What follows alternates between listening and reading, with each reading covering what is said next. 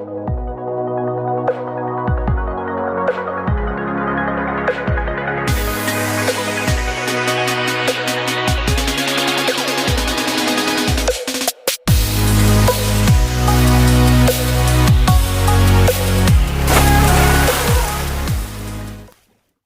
YouTube, so we're gonna breed betas again. I've been telling you guys. So we got our first pair that actually spawned, and we got some eggs. So I'm gonna show you them right now.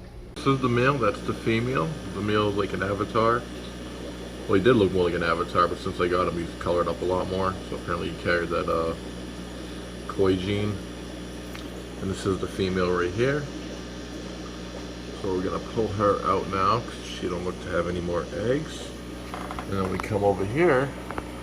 You can see the bubble nest, and then all those white dots inside the bubble nest are all eggs. Looks like we probably have about maybe about 150 plus, and a few more over in that section too. The male's already guarding his nest. Where'd he go? Zoom out a bit.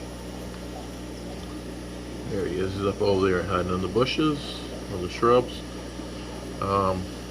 So originally when I was breeding betas in the very beginning, I would do a bare bottom tank and I would do a 5-gallon, because I always thought, oh, they're gonna have a hard time finding the eggs. But after watching so many different species of fish breed, they're not stupid. They know what's their eggs. They know what the difference between the sands.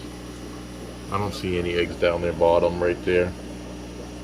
So you can pretty much breed them in anything. The more substrate, not really gonna be an issue. Unless you're doing a lot of gravel, because then the eggs are going to fall in between. But you do like sand, a little bit of gravel like this, there's really not going to be many issues with them finding their eggs.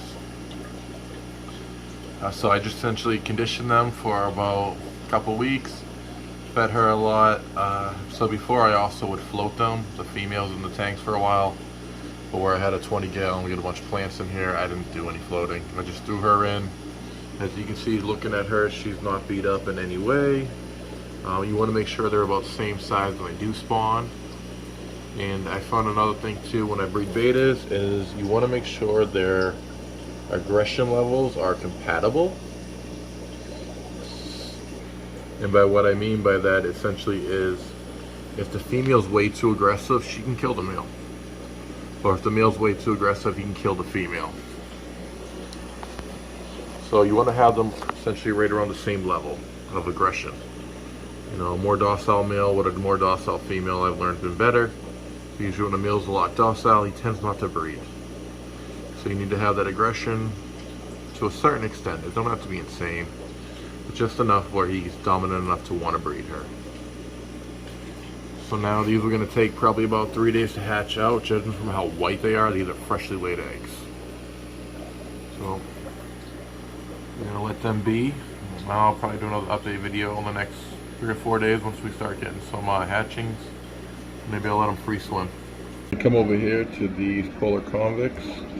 They also have some eggs in here. I see some of them right down there. Dark spots. They also have some fry in there, or eggs. Come on, yeah, the fry. You can see them swimming around right there. Right towards the front of the cave. Awesome. And we also got some of their grow outs in here. You can see them swimming around, little platinum parrots. Getting big. Then we also have a bunch of angelfish fry growing out right here.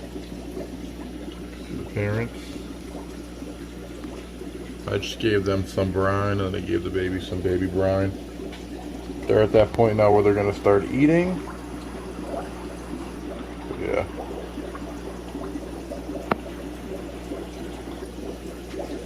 So they're doing good. Tons of plecos growing out in this tank. Just dropped in some wafers for them. Yeah, albinos, lemons, commons, and L028 plecos, I believe it is.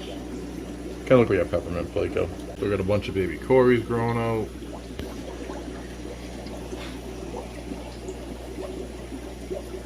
Also got a bunch of those baby the red tail split fins growing out. And then you come over here And you can see the little baby in the back. A couple of them. There's more in here, I'm sure, hiding in the moss, but these are baby Galaxy reservoirs. So this is what, second generation now from that first generation babies. So that first batch we raised out, this is their babies. They got rid of all their parents and started breeding the babies. Because the parents were about 1.5 years, 2 years old, their numbers started to diminish. So we're starting off a new stock.